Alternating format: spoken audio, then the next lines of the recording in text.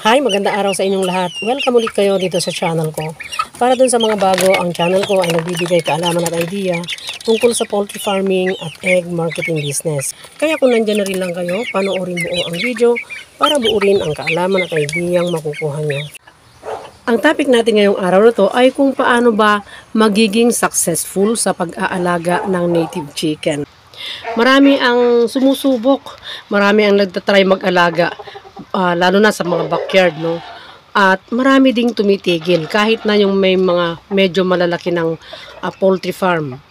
At nagbabago sila ng linya, nagbabago sila ng mga alaga. Magbibigay ako ng tips, no? Mga simple lang at saka konti lang na guide para magiging successful ang pag-aalaga ng native chicken. Na kahit ito ay alagaan mo for meat production or alagaan mo ito for egg production, kailangan meron kang sinusundan na guide or meron kang sinusundan na sistema para ikaw ay maging successful. At ang sistema na yun ay diniscuss ko na doon sa isang video ko. At kung hindi nyo pa napapanood yun, panoorin nyo na para masundan nyo ang topic natin ngayon.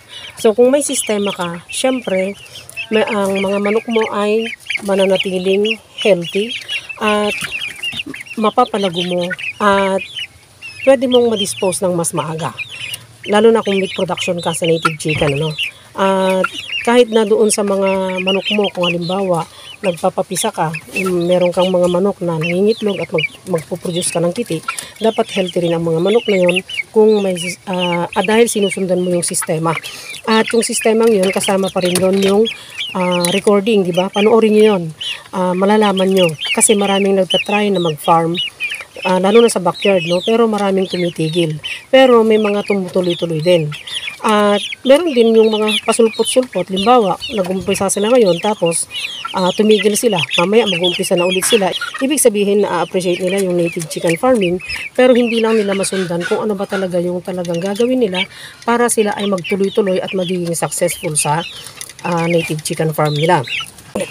Bukod dun sa sistema, dapat alam mo rin na hindi dapat maghahalo-halo ang iba't ibang mga alaga sa isang kulungan. Kasi may mga farmer, no, lalo na sa backyard, na gustong mag-alaga ng iba't ibang klase ng hayop na lumilipad, kagaya ng pato, turkey, manok, ganon, na inilalagay nila sa isang kulungan. Ibig sabihin, kahit na separate ang bahay nila sa gabi, pero yung nabakuran naman na pinaggagala-galaan nila, nilalakaran ng during the daytime, ay magkakasama sila. So, ibig sabihin, ang pagkain nila ay minsanan, no? Actually, may nakita akong ganyan. Backyard na native chicken farm, pero hindi mo na masasabing native chicken farm yun, kasi merong mga kasamang pato. At hindi mo na alam kung paano yung management niya. So, ibig sabihin, yung management, isang malaking factor din yan kung paano mo magawang successful yung chicken farm mo. At yung farm na yun, merong pato, manok, at yung manok niya, merong RIR, meron ding native chicken. Doon sa pato, merong mga kiti, may barako, may mga inahin, ganun din sa mga manok. May mga kiti at may mga maliliit. Yung, alam niyo yung halo-halo, at marami akong nakikitang ganyan. Kaya napapanood ako, halo-halo, may turkey pa. So, paano mo ngayon makukwenta, no? Paano mo makukwenta yung talagang expenses mo doon sa manok mo, doon sa pato mo, at paano yung kita mo. So, tendency nun ay mas marami ang kakainin ng pato kaysa doon sa mga manok, di ba?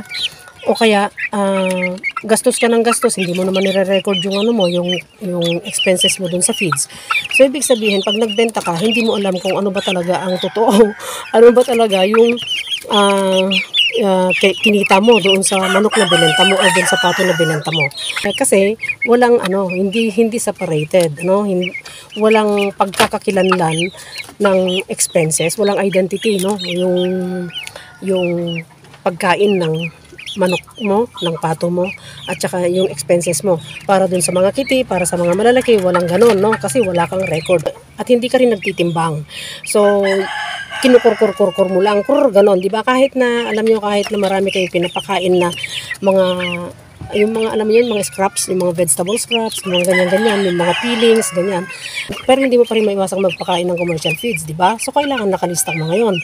Ay, ngayon, kung ganun ang gagawin mo, na wala kang lista, hindi ka nagtitimbang, halo-halo ang alaga mo, paano mo sasabihin na magiging successful yung pag-aalaga mo sa native chicken kung hindi mo nadidistinguish yung para sa kanila, no, yung expenses nila, yung kita mo sa kanila, ganun, at sa pato ganun din, no. So yun yung isang key ng pagiging successful dun sa native chicken. Yun ang isang kailangan gawin mo, ang i-separate mo yung mga manok mo mula dun sa mga ibang alaga mo na pato, at kailangan meron silang sarili-sarili, no. At yung pato kasi, no, hindi, isa pa yan eh.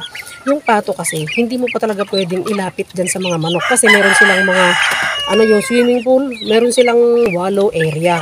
Yung pinagdalangoy-langoyan nila. So, yun, nagbibreed ang lamok doon kasi nakasteady lang yun. Stagnant water yun, di ba?